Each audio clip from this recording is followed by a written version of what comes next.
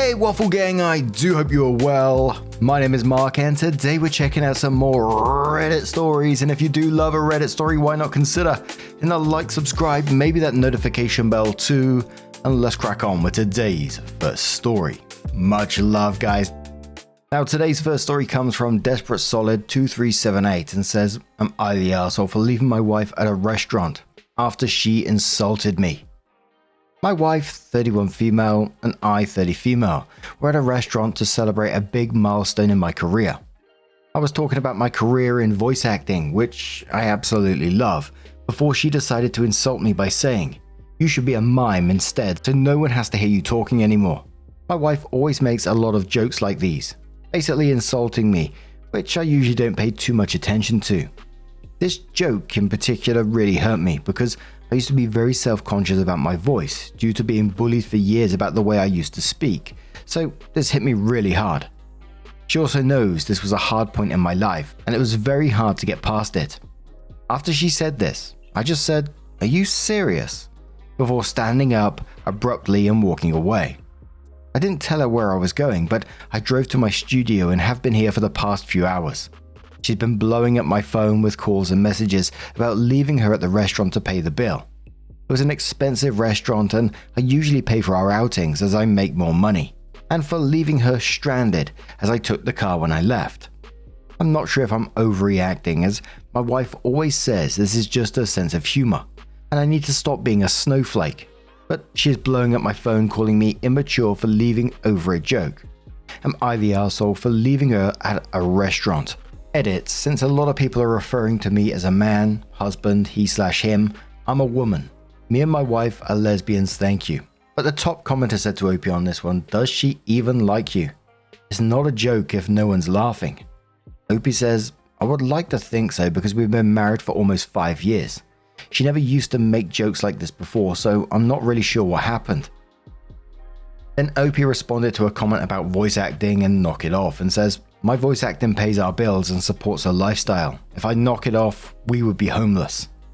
Commenter says, "Not the arsehole. Your wife already knows this is a sensitive topic for you, so she shouldn't be making jokes about things that would clearly hurt your feelings, especially at a meal dedicated to your career." Another commenter says, "Not the arsehole. Your wife is a bully who is upset that you finally stood up to her and showed up her poor behavior. She belittled you via her so-called sense of humor to make her feel better about herself. I would hope that this might make her think about her behavior in the future, but I doubt it. Bullies never change. They just become more subtle or find a new target. You need to have a good long think about the whole relationship." Another commenter says, "You're married to a horrible person who bullies you and is a mean girl." Then uses the excuse, "It's just a joke," as a get out of jail free card. The first thing I have to ask is, why are you with her? You have to tell her that she needs to be better if she wants to stay married to you. Your line has been crossed and you have to lay down the law to her. Telling her you will not accept such treatment moving forward. She is supposed to love and support you, but she is doing the opposite. I don't blame you for walking out after making such a comment. Not the arsehole." Absolutely agree with the comments in that bullying behavior, that she targeted something purposely that she knew was deeply painful for you. And then when you rightly so reacted to it, she flipped it and tried to make herself the victim. We've seen this time and time again. And then the age-old excuse of it's just my sense of humor, which is similar to what we've seen again of like, it's just the way they are, which is just not an excuse. And this being new behavior as well is another red flag in itself.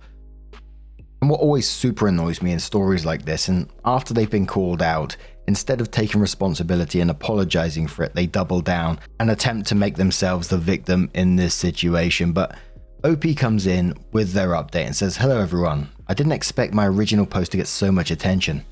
Thank you to everyone who upvoted and commented, and a special thank you to everyone who congratulated me on my job milestone. Here's the original post." And said, "I wanted to post an update, but I wasn't sure how or where, so I hope that it's okay to post here. Anyway, to answer a few comments I got. My wife is unemployed and has been for the past few years. She was working in a very toxic company and ended up leaving due to it taking a toll on her mental health. I don't care that she is unemployed, as my salary is enough to support both of us comfortably. The restaurant was only a 10-minute drive away from our home, and she had the house keys, so she was not locked outside. Me and my wife have known each other since we were teenagers and have been married for 5 years. We've always gotten along well, but things have steadily been going downhill since she's been unemployed. I introduced my wife to playing games online after she was unemployed since she had a lot of free time and didn't know what to do. I thought we could bond over this, and I even ended up buying her a complete setup. As time moved forward, my schedule has gotten a lot busier, and she's been spending most of her time online and honestly has seemed quite disconnected from reality. We have had many arguments about her change in attitude and lack of interest towards me in our relationship. Most of the time when we talk, or if I tell her about something good that has happened to me, she says something out of pocket, but always ends up playing it off as a joke if I press on it. Despite this, she is also very lovely and sweet sometimes, so I don't think of her as a bad person. Anyway, for the update. I ended up messaging my wife while I was at my studio that I wanted to take some time to think first, and that I'll be coming back home in the morning to talk with her about what happened. I also apologized for leaving her and not telling her where I was going. But she didn't reply, which is a little unusual considering she was blowing up my phone. I got pretty worried that something had happened to her, so I ended up driving back home at 2 to 3 a.m. in the morning. I found her drinking alcohol at home. I had a suspicion for a while that my wife had been drinking secretly, but every time I try to ask her about it, she changes the topic or avoids me. When she saw me, she asked why did I come back home, and that she didn't want to see me. She seemed pretty drunk, so I tried to give her some water and sober her up a little, but she just knocked it out of my hands and started yelling at me about how I embarrassed her, that I'm ruining everything for her, and lots of insults. After her outburst, she locked herself away in her bedroom. I ended up looking through her PC. I'm not proud of that. After I saw a few comments that she could be cheating on me or that she resents me, and she's been sending nudes to multiple different people online. I haven't really spoke to her since that happened or brought up what I have found. This happened a few days ago. We've only said a few words here and there since that night. I've been staying for as long as I can at my studio every day since this happened. I don't know how to face my wife or even look at her anymore. It's gotten to the point that I can't focus on my work properly anymore. A lot of comments pointed at abuse, and after really evaluating the relationship and how I've been treated these last few years, I can really see it. I was so blinded and kept thinking to myself that things would somehow get better, but I think it's best to take some time to myself now. I've spoken to a few lawyers about divorce, but I'm still waiting. I'm not sure where my wife will live or how she will support herself since I've been supporting her financially, so I'm still trying to work things out. This will probably be the only update I will make regarding the situation, so thank you again to everyone who commented and supported me. The first commenter on the back of that one said, I'm not trying to shame, but going to give this advice to anyone because it happens a lot to many couples for the last 2 decades, and it happened to me. If your partner has signs of depression, do not introduce them to online video games. Play board games or just socialize in real life with people. Get healthy habits like exercise. Sedentary activities shouldn't be an option. Opie says, hello. I introduced her to video games because it was my hobby, and I wanted to share that with her. Actually, we tried a lot of new hobbies together when she was first unemployed, because she had so much free time. This is the only hobby that stuck. She wasn't showing any signs of depression after she left her job. She actually seemed a lot happier. Commenter says, is there any chance that wife might be dealing with depression and possible other disorders? Opie says, she was diagnosed with bipolar disorder when we were teenagers and has been on medication, so I've already dealt with mood swings for basically the whole time that I've known her. It probably would have been helpful to include this in the post. Since we started having so many problems, I suggested for her to see a therapist multiple times and even found a few for her, but she didn't want to. I care about her, but I don't deserve to be treated like this. She's betrayed me and walked all over me for quite a while now. I understand she's having a bad time, but I've done everything I can and more to try and help her. I can't force her to get help if she doesn't want to be helped in the first place. Another commenter says, OP, you definitely deserve a better partner than that. And the final commenter says, you know what you need to do. Your wife left her job and you've been supporting her for the sake of her mental health. In return, she is abusive, she belittles you and undermines your mental health. It seems like she puts zero effort into your relationship and she's a cheat. She says you're ruining everything for her. Yet You're the one footing all the bills so that she can sit at home bitching with and sending news to her online friends and getting drunk. Make sure you gather evidence of her cheating, and when you end it and afterwards, make sure another person is present to witness it. She's not going to react nicely to a meal ticket walking away, even though she deserves it. After that, change the locks, put up cameras, and if she tries to turn people against you and tell lies, you have proof that she is a cheat and of any terrible behavior. Then you take time for yourself. Abuse is insidious, and you've been in this for so long that you need to rebuild your confidence and self-esteem. And you need to learn what a healthy relationship looks like. The abuse crept into your relationship so gradually and insidiously that you thought it was all normal. It takes time, but you will heal from this. And absolutely the comments were right in this, that OP clearly deserves better. The wife wasn't just having a bad day or something like that. She'd been disrespecting OP while being completely financially dependent on her, verbally abusing her, sending pictures online to people, secret drinking. And she's clearly going through some stuff with the drinking and the unemployment and stuff like that. It just doesn't excuse betraying someone, your wife, who you love like that. And the fact that OP's still worried for her wife after all this shows that she's got a good heart, but she needs to put herself first in this situation. And again, the bipolar disorder does add some context to this, but again, it doesn't justify the behavior either. What do you guys make of this situation? Let us know your thoughts down in the comments below. Let's move on to another story. Now our next story comes from Am I the Ex, who says, am I the arsehole for deleting my girlfriend's Sims save files? Let's just start by saying that I, 24 male, love my girlfriend Alaya, 20 female, very much. She's a super hard-working girl, and she spends a lot of her time on classes trying to get the highest grades possible for applying to nursing school in the near future. When she's not doing that, she's doing chores or cutting down on her ever-growing to-do list. When she's not doing that, she's spending 2 hours a day playing The Sims. This is where the problem comes in. After all the stuff she does, Alaya doesn't have much time to spend with me as she could. She's a perfectionist too, so when she's doing the more serious stuff like school, she puts in more effort than necessary, which is time consuming. It really got to me that even knowing this, she spends so much time on The Sims.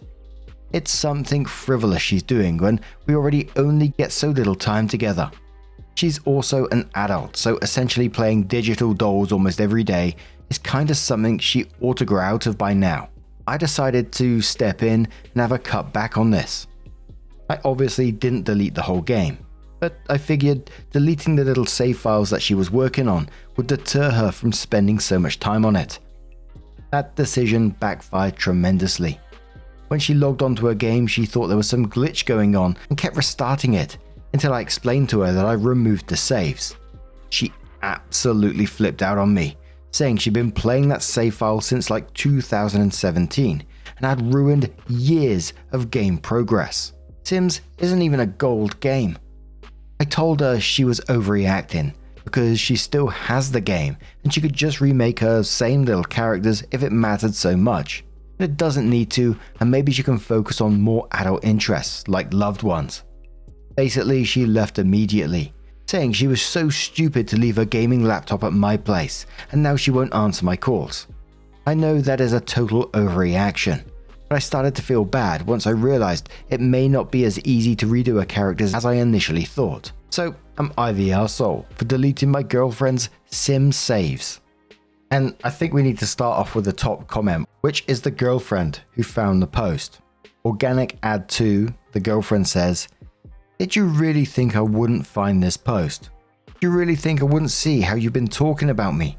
I shudder to think what you said in what you deleted.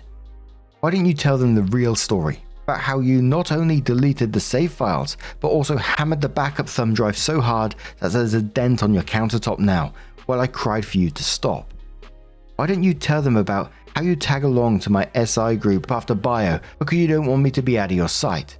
Why didn't you tell them how my best friend, who's so-called in love with me, literally lives in another state and only visits once or twice a year? Why didn't you tell them about how when my mother was sick a few months ago, you were blowing up my line all day every day for attention, knowing I was her primary caregiver 24/7? Why are you telling them that you work full-time or that you manage a grocery store when you part-time manage the fast food place inside it? I want you to fucking take this to heart when I say this, but I've genuinely been so much worse off for knowing you. You destroyed my self-esteem with your constant criticisms of what I enjoy. You've controlled me in every way for as long as I've known you. You don't understand boundaries or when no means no. Your racist fucking family treats me like dog shit, and your friends are equally racist punk bitch assholes. You ruined something I've spent years of my life growing up with, and I could never bring myself to forgive and forget that. No matter how much love I've poured into you, I hate you for what you did to me and for what you've been doing. I mean that. I'm going to make this so crystal clear. You didn't understand it the first time. We are through. Go fuck yourself. And I don't think there's anything additional to add to that. You don't need to really put any more comments on that. But OP, the girlfriend, added another post some point later and said, "My saves are restored." That's it. Sorry for taking a while to tell everyone. I went to a local tech shop a few days ago and they helped me to recover everything. I hadn't had the chance to update due to final season. I'm typing this out on my way to class. But yes, for anyone still wondering, I got everything back. But now I'm going to turn this one to you guys. What do you guys make of this situation? Let us know your thoughts down in the comments below. Let's move on to another story.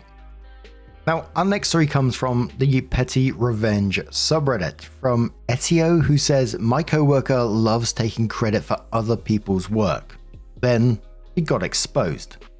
I work as a software engineer, and in my team we follow the usual process of writing code, reviewing it, testing it, and deploying it.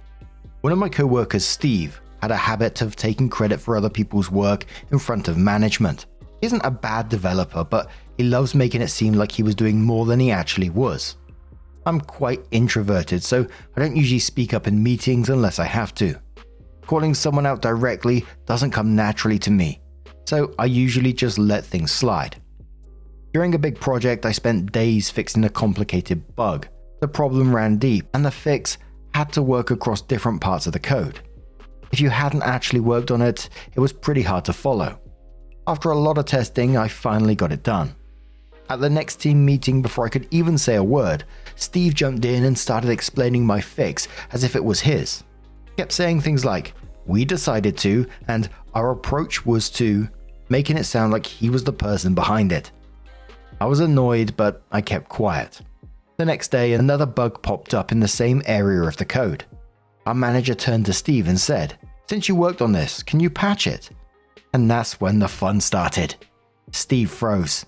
The thing is, if you didn't actually write the fix, it wasn't easy to understand how it all fit together. He had no idea where to even begin.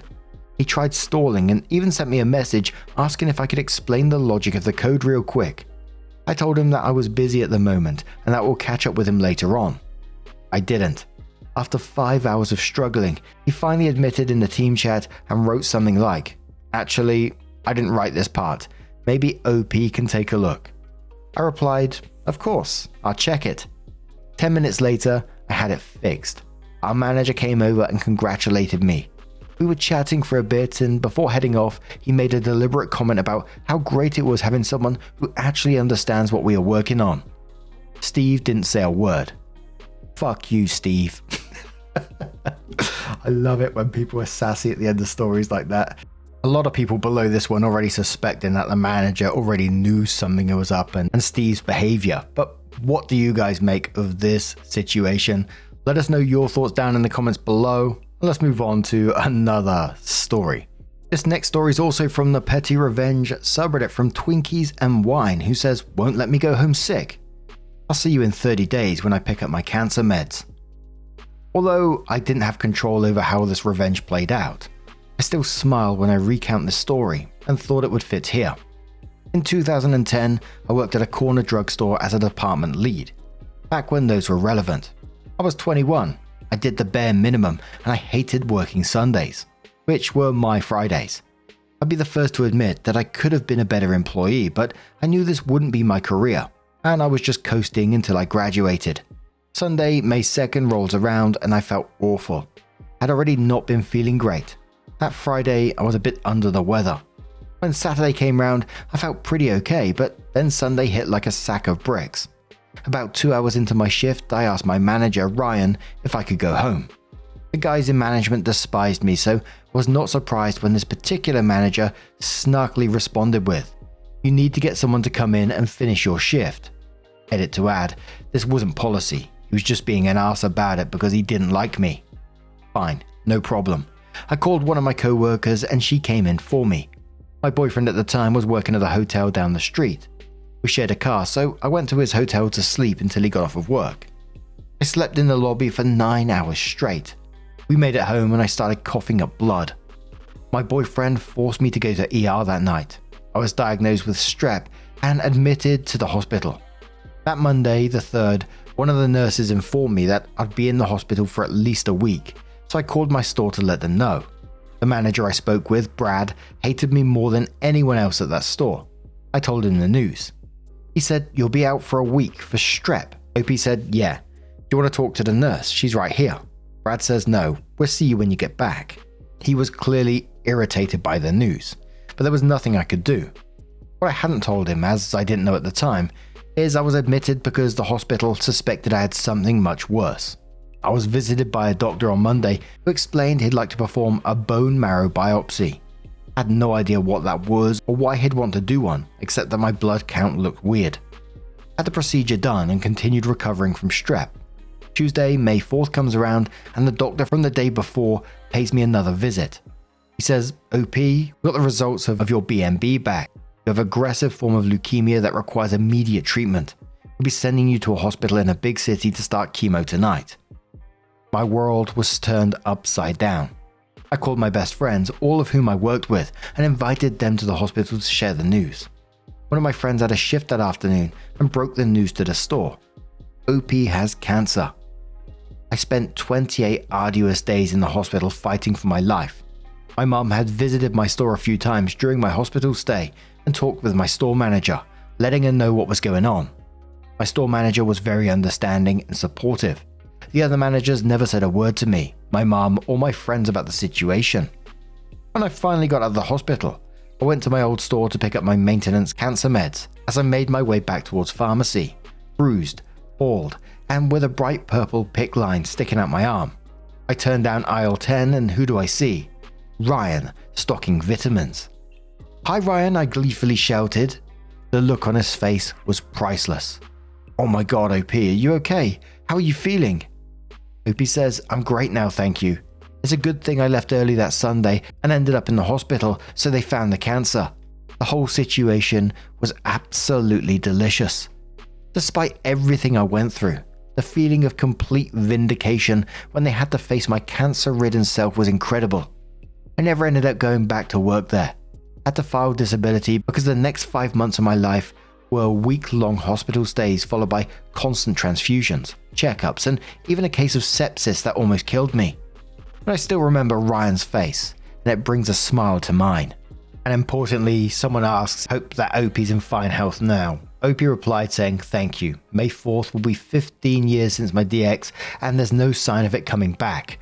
And obviously, I'm so glad to hear that OP is doing well after this, but so glad that they did get the revenge at the same time. It sounds like it was absolutely bliss for OP. But what do you guys make of this situation? Let us know your thoughts down in the comments below. And just a huge thank you for being here today, getting involved in the stories, your love, your support, your time. It always means the absolute world to me. So thank you so much for being involved. And hopefully I'll see you in the next one. Take care and much love.